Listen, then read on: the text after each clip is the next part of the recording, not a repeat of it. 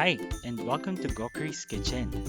For today's recipe, we'll be cooking a dish perfect for the season, sweet and sour fish fillet. Let's start with the ingredients. Kailangan natin ng fish fillet. We're using Cream Dory. Makikita nyo to sa frozen section ng mga grocery store.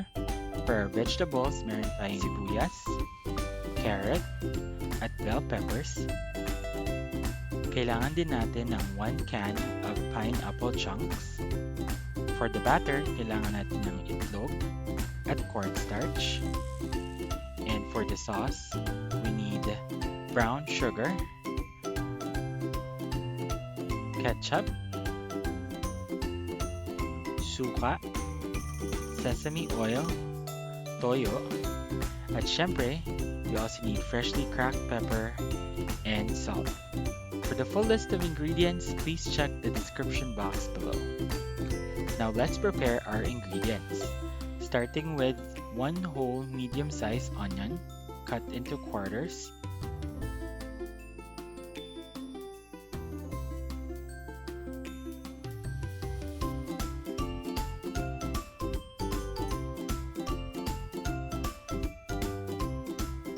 Next, slice 2 bell peppers into about 1-inch pieces.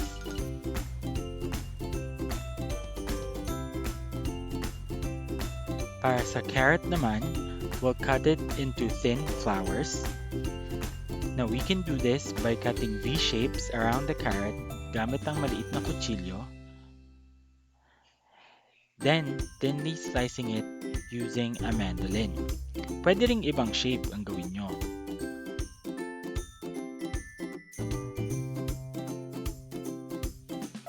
For the fish fillet, hiwain lang ito into 2-inch pieces or smaller kung gusto nyo.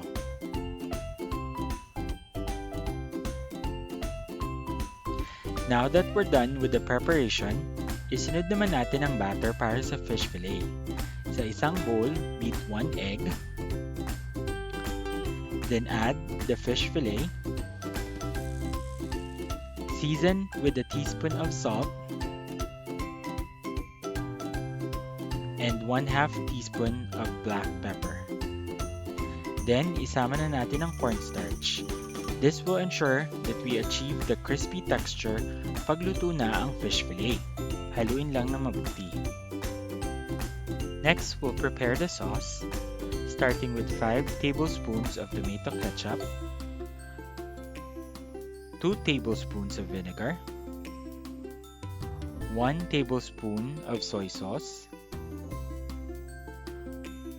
isang kutsaritang sesame oil, the juice of 1 can of pineapple chunks, and 2 tablespoons of brown sugar. Then, mix well. Ayan, ready na nating iprito ang fish fillet. In a pan, maglagay lang ng about 2 cups of cooking oil.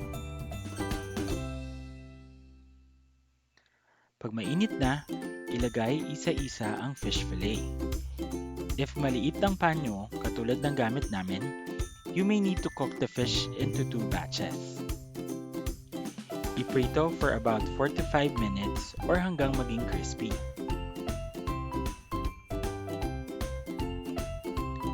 Ayan, ready na ang fish fillet. Ilagay lang natin sa isang bowl na may paper towel para ma-drain yung excess oil.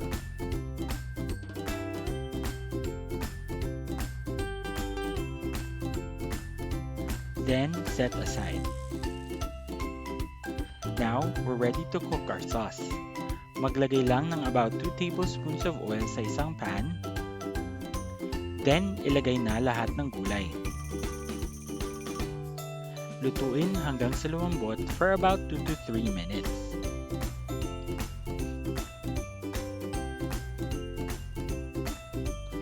Pag luto na yung mga gulay, pwede na nating ihalo yung pinrepare nating sauce. Antayin lang natin kumulo for about 1 minute. Then, season with salt and pepper. Pagkatapos, ihalo na natin yung pineapple chunks. Gagamit din tayo ng cornstarch slurry para lumapot yung sauce.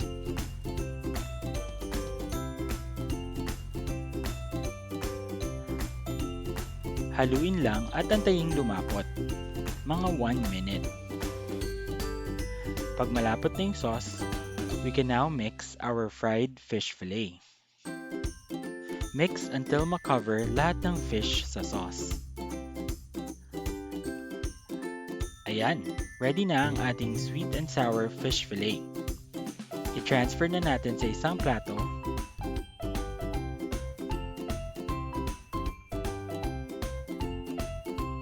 And it's ready to serve. This is it! Sweet and sour fish fillet by Gokuri's Kitchen. Don't forget to like this video and share to your friends. And of course, for more recipes, subscribe to our channel and hit the bell to get notified when we post new videos. Thanks again and see you on our next video.